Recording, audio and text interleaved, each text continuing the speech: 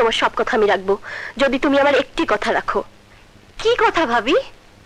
তুমি আজ থেকে আর এ বাড়ির বাইরে যেতে পারবে না। কিন্তু ভাবি, তোমার কোনো কথাই আমি শুনবো না। এখন থেকে আমার কথাই তোমাকে শুনতে হবে, কারণ আমি এ বাড়ির বউ। বউ? গায়ে মানে না আপনি মোড়ল।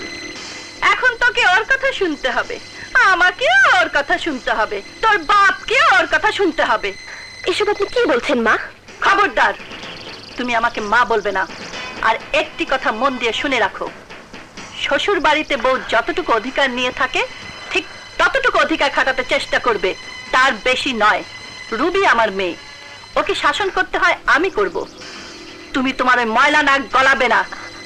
নাক যখন আছে তখন গলার সুযোগ পেলেই গলে যাবে, এতে আমার কোনো দোষ নেই।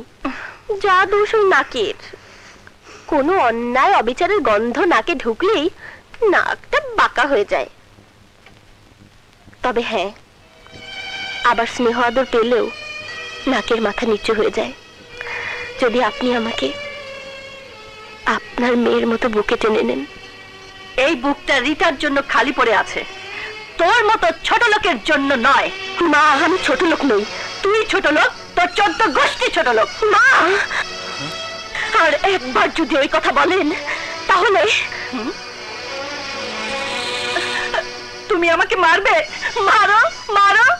হায় আল্লাহ, কোথায় এসে আমি বললাম? বাইরে কোথায় গিয়েছিল জিজ্ঞেস করতেই আমাকে মারতে চায়। সজীব, বাবা সজীব, আমাকে বাড়ি থেকে দূরে কোথাও দিয়ে আয়, আমি আর এখানে থাকবো না। কি হয়েছে মা? বাসায় এসে দেখি তোর বউ বাড়িতে নেই। আমি জিজ্ঞেস করি কোথায় গিয়েছিলে, এটাই নাকি আমার অন্যায় হয়েছে, তাই আমাকে মারতে চাইছে। আপনার সাথে আমার কথা বলতে রুচিতে বাঁধে, ঘৃণা হয়। আপনি মা না, আপনি মা জাতের কলঙ্ক।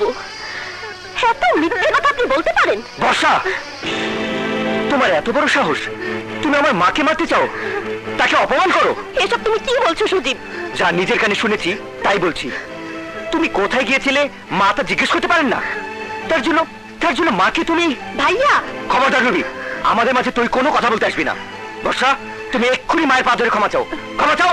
না না সজীব, ও না হয় ভুল করেই ফেলেছে, ওকে ক্ষমা চাইতে হবে না, আমি ওকে ক্ষমা করে দিয়েছি। বৌমা, তুমি সজীবকে নিয়ে ঘরে যাও, ওর মাথাটা ঠান্ডা করো, যাও।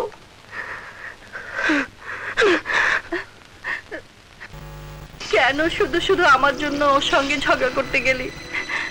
এখন আমার কপালে কত দুর্ভোগ আছে কে জানে। সজীব, যা বাবা, ওকে শান্ত কর, যা বাবা যা, নইলে আমাকে মেরে ফেলবে।